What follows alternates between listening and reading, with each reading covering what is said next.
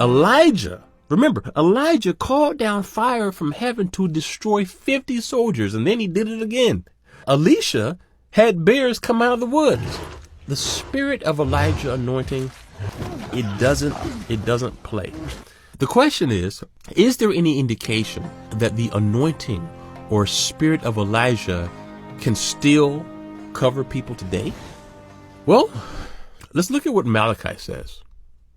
In Malachi chapter 4, it says that before Jesus returns, or really before the Lord comes, Elijah would return. Look what it says, verse 5. See, I will send the prophet Elijah to you before the great and dreadful day of the Lord comes. And so this is why many people, even in Jesus' day, they knew about this verse. They knew that Elijah was supposed to come on earth again before Jesus was here. And so when they saw Jesus walking around, people would come up to him and say, Jesus, you're here. So where's Elijah? We know Elijah, he's supposed to come before the Lord shows up. So where's Elijah? We see you. Where's he? And look at what Jesus responded to them in Matthew 17:12.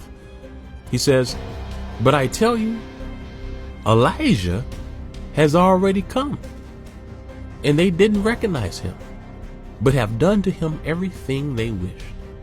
And in the next verse it says, then the disciples understood that he was talking to them about John the Baptist. Wow.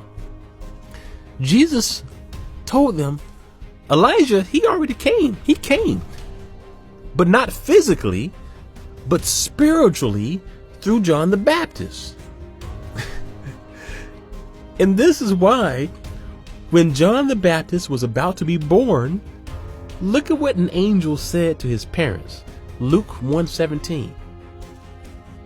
And he will go on before the Lord in the spirit and power of Elijah to turn the hearts of parents to their children and the disobedient to the wisdom of the righteous, and to make ready a people prepared for the Lord. Okay, this is deep. And I got to make this clear. So, because this kind of was talked about in one of the Two Witnesses documentaries, and people have then asked, okay, so was John the Baptist a reincarnation of Elijah?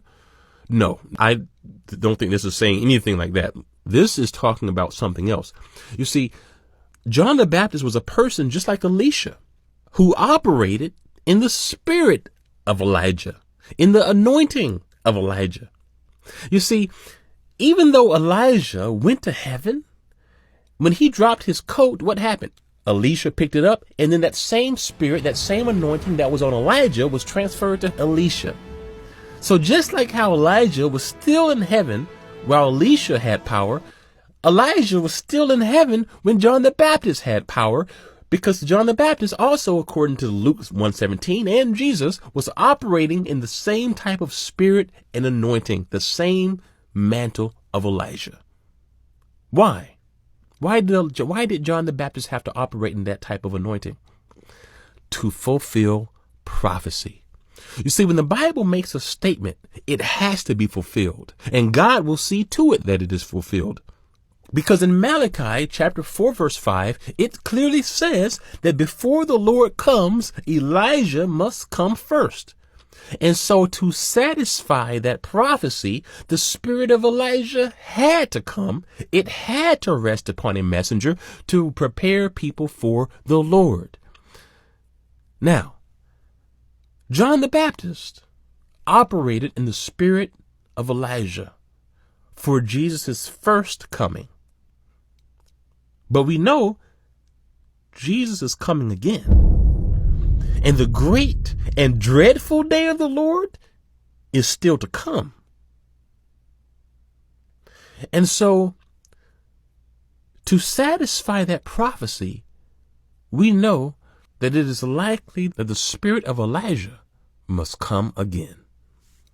Because as the prophecy in Malachi says, whenever the Lord comes, the spirit of Elijah must first come to do what? Prepare the way.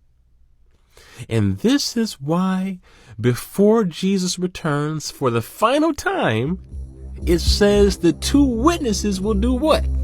Stop the rain, cause fire to fall, create plagues. Why? To prepare people for the coming of the Lord.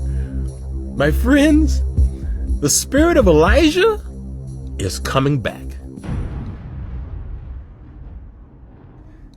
Some people say that perhaps Elijah himself will physically return and do all of these things as one of the witnesses.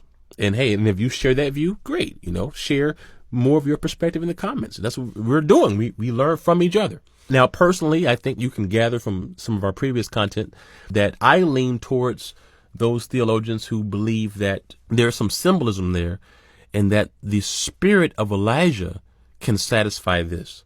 Because even if Elijah didn't physically come when Jesus was here the first time, his spirit was upon John the Baptist, and apparently that satisfied the prophecy enough for Jesus to say that Elijah was already here. So if that was the case, then I don't think it's too far-fetched to say that it's likely that the spirit of Elijah, the anointing of Elijah, can again come and rest upon the witnesses of God, which will still, I would say, satisfy the prophecy of Elijah coming before the Lord comes. The spirit, the anointing, the mantle of Elijah.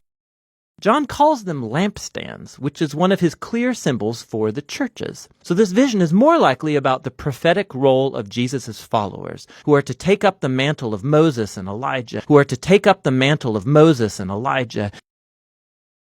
And this is why, just as it says that the witnesses will go to war with the Antichrist, it says the saints will war against the Antichrist. Just as the witnesses will have power, the prophet Daniel said the saints will have power to resist the Antichrist. And so it seems that the same type of power described as taking hold of the witnesses is the same type of power that will take hold of the saints in the end time.